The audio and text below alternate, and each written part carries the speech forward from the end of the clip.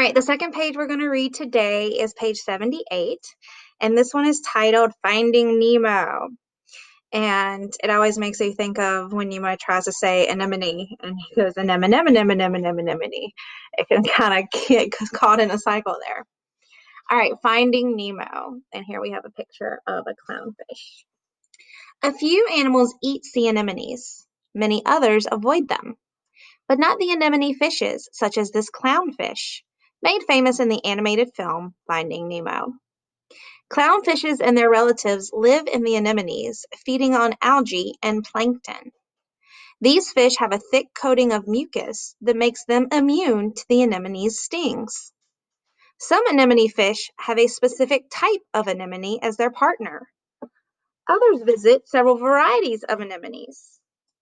The fish are protected by the cnidarians, and though no one is sure what the anemones get in return, it is possible that the fish protect them by chasing away predators. There are two current theories about how and where the anemone fish gets its mucus covering. One is acclimatization.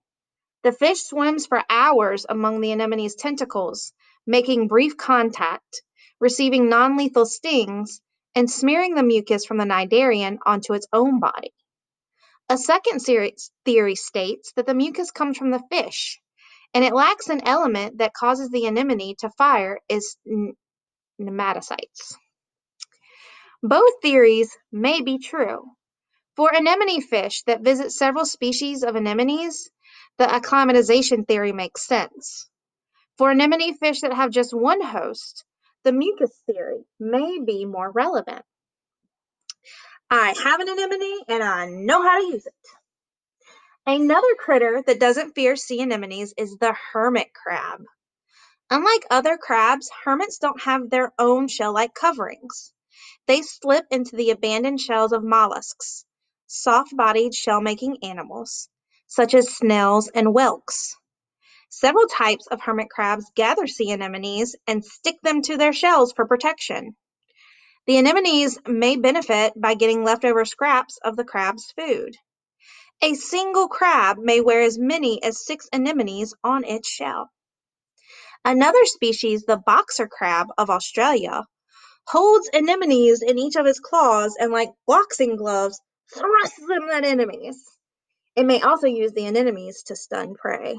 I would really like to see that. He goes, ah! All right, so we have a hermit crab.